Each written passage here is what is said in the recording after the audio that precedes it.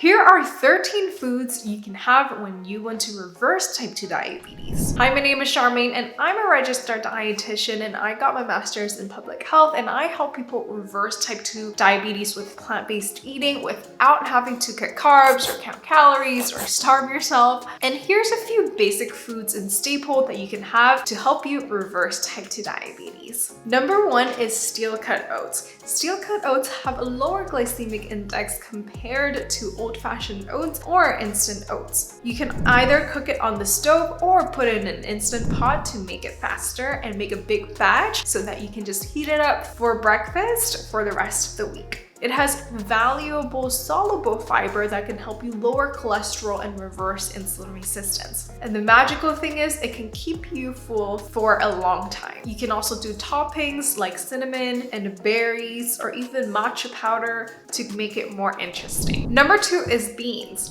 Beans are humble, but they have so many great benefits for you. Beans have all the protein you need, plus it also have soluble fiber, which can help you lower cholesterol. They also have calcium and iron, and it's low in glycemic index. You can cook them from scratch. You can soak them and cook them in an instant pot or cook it on the stove. Sometimes it also is handy to have a couple of canned beans in your house so that you can use it for emergency purposes. Number 3 is frozen vegetables. I love cooking with frozen vegetables because it's so simple, it's shelf-stable, and it's so easy. It actually is faster to cook frozen vegetables as well. If I'm tight on time, all I have to do is pop in some frozen broccolis and microwave it, and there you go. There's my veggies for the meal. And frozen vegetables actually have same nutrient as fresh vegetables. You can do broccoli, cauliflower, squash, carrots, and even Brussels sprouts. Number 4 is lentil soup. If you're looking for a quick meal, a can or a box of lentil soup is definitely very easy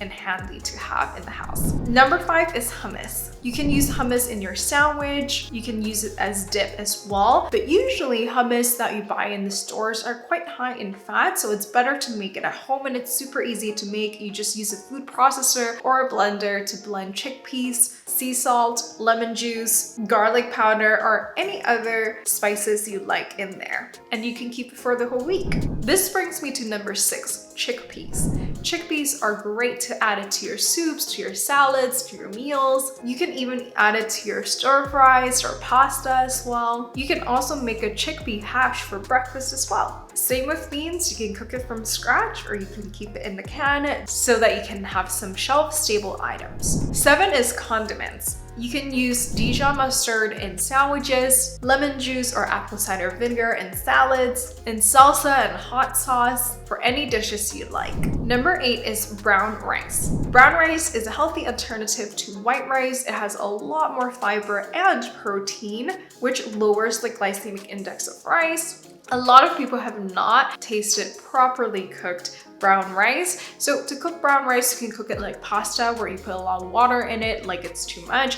And then once it's ready, you can drain all the excess water and voila, it's ready. Number 9 is barley. You can add barley in soups, and you can also prepare it as a side dish or mix it with rice together. It has a low glycemic index, lots of soluble fiber, and it has wonderful taste and texture. Number 10 is spaghetti sauce. Now, spaghetti sauce can be really healthy. There are even brands that add extra vegetables into pasta sauce, but you want to be careful to look out for cheese or oil or sugar that they add into sauces. You want to be able to look for pasta sauces without added cheese, added oil, or a lot of added sugar. Sometimes a little bit of added sugar is the best that you can find on the market, and that's okay. But the best ones are to find the ones without oil or cheese. And you can pick your favorite lower glycemic pasta like whole grain pasta or even chickpea and lentil or quinoa pasta to go with it. Number 11 is meat substitutes. Now, I don't usually recommend people to do a lot of meat substitutes because they can be really high in fat as well. It doesn't mean that they're healthy, but if you want something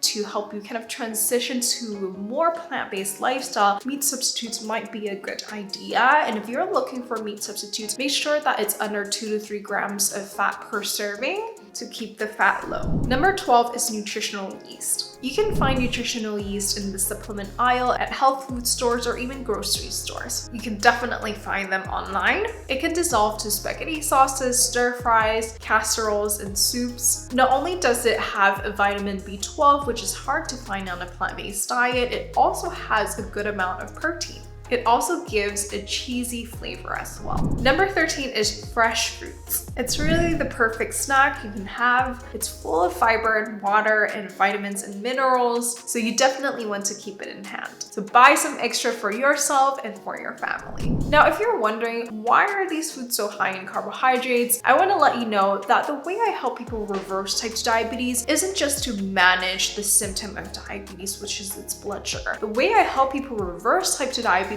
is actually help you reverse insulin resistance, which is the root cause of type 2 diabetes. So if you're interested in learning how to reverse type 2 diabetes at its root cause so that you can eat all these healthful carbohydrates and still have great blood sugar and can eventually get off diabetic medications, then make sure you check out my free training. Link is in the description below under the Stan Store link, and I'll see you guys soon.